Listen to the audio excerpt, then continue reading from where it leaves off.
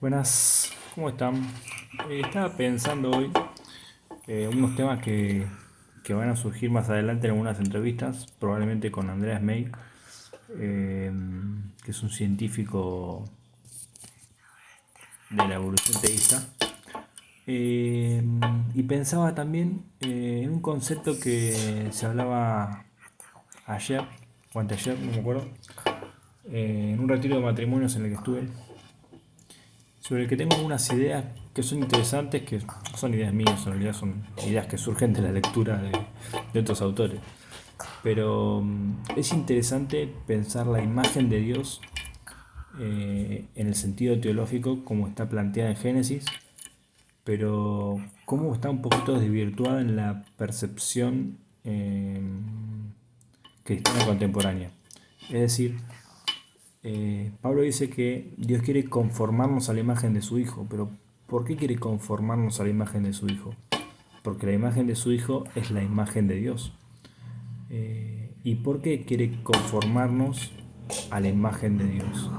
Bueno, justamente en principio, ¿por qué Dios quiere conformarnos a su imagen? Bueno, porque justamente en el principio, Génesis plantea que Adán es la imagen de Dios. O sea, el texto cuando habla de la creación del hombre, dice, hagamos el hombre conforme, hagamos el hombre a nuestra imagen. Sin embargo, algunos eruditos como Michael Heiser dicen, ahí no dice, hagamos el hombre a nuestra imagen, sino hagamos al hombre imagen nuestra. Hagamos al hombre nuestra imagen. Y eso genera una lectura diferente del texto, ¿no? Porque no hay dos imágenes de Dios. Es decir, una imagen la de Dios y otra imagen la que el hombre reproduce. Hay una imagen de Dios en ese texto así, que es la de Dios en el hombre. Y a causa del pecado, de alguna manera, el autor de Génesis pretende corromper esa imagen que el hombre muestra. Ahora, en una visión teísta, en una visión de la evolución teísta, no hay una imagen de Dios conformada desde el inicio. Es decir, la imagen de Dios se está conformando dinámicamente a través de la evolución y del proceso de desarrollo biológico del hombre, sobre todo, donde el hombre es máximamente el ejemplar de lo que Dios es, la imagen de lo que Dios es, de su capacidad, de su naturaleza, de su forma de obrar, etc. Entonces, no está mal concebir un Dios antropomórfico en el sentido de que si llevamos su imagen, si somos su imagen, perdón, eh, Dios debe ser como nosotros. Ahora, en esa reflexión, en esa analogía, nos enfrentamos al problema del mal en nosotros y entonces genera un choque eso, porque puede en algún sentido insinuar la maldad de Dios y Dios no tiene maldad, entonces, ¿cómo se concibe esa realidad? Bueno, tenemos que recortarle a la imagen que vemos en el hombre esa corrupción. Tenemos que purificar la imagen que tenemos de Dios a través de la analogía del hombre, a través de asociar al hombre y antropoformizar a Dios. Es complicada esa palabra. Entonces, en ese ejercicio se ocupa la teología. Ahora, en la visión de la evolución teísta, estamos construyendo esa imagen por medio de la experiencia y Jesús vendría a ser el desarrollo máximo de esa imagen, porque el hombre ya venía con errores, es decir, ya el hombre fue creado en pecado en esta concepción, en el sentido en que el animal yerra, el animal como el niño yerra, pero es inconsciente de su error, es inconsciente de esa realidad.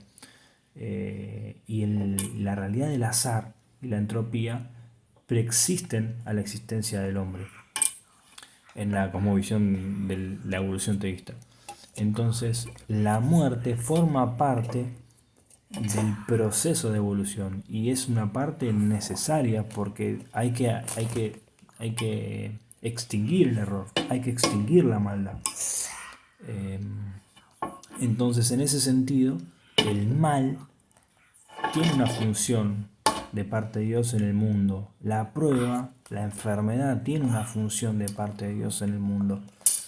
El sufrimiento tiene un rol en la cosmovisión cristiana desde la perspectiva, bueno, desde la perspectiva que se quiera, ¿no? Cristiana, pero desde la perspectiva de la evolución teísta. Y es una herramienta de Dios.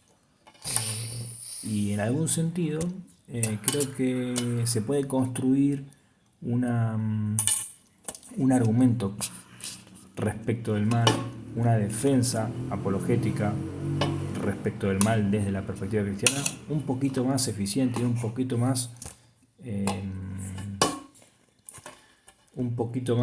eh, no eficaz, sino, sí, diferente. No encuentro la palabra en este momento para definirla, pero es interesante analizar eso.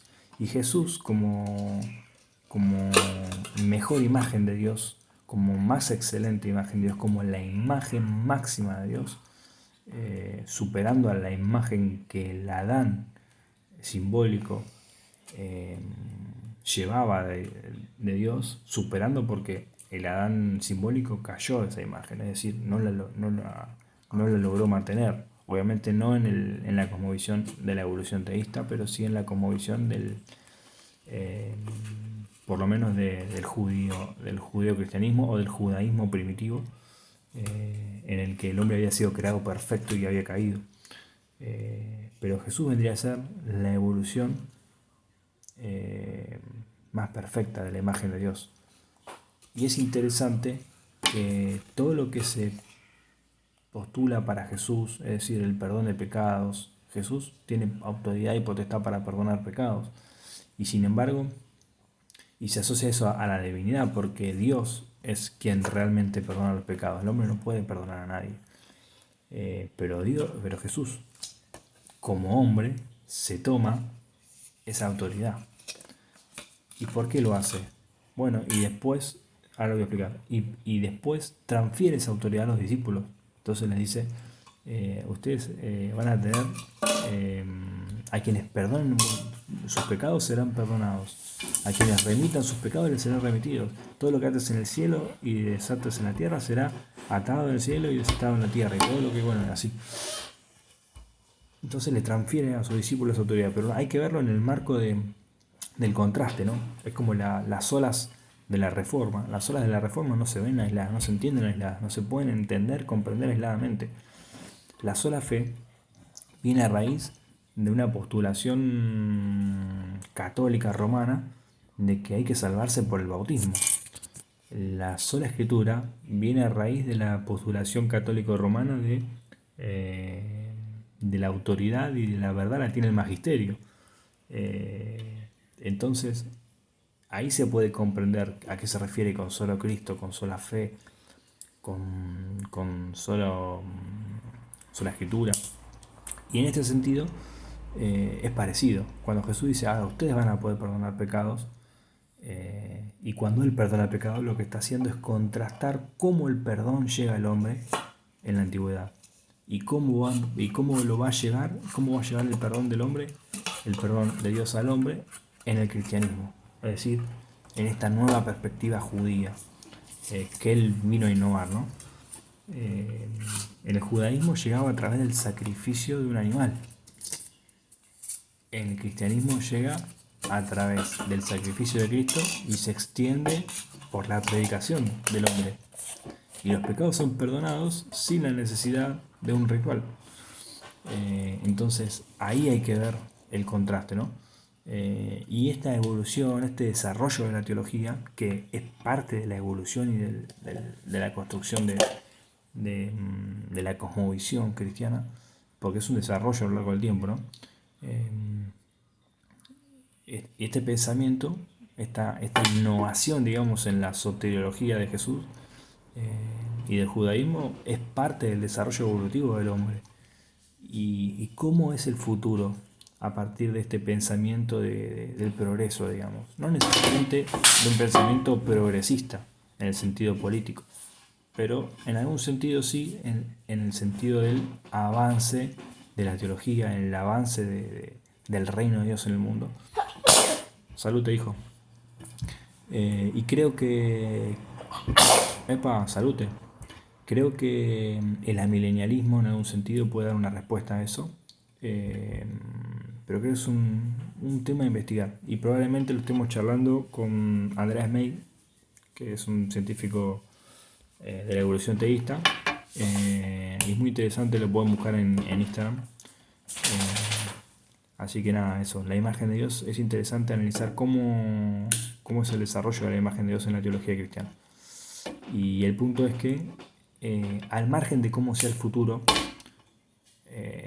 la escatología bíblica no es 100% clara, pero sí sabemos, sí podemos tener una esperanza cierta respecto al futuro de los cristianos, y es que si el futuro está en manos de Dios, nuestro futuro es seguro.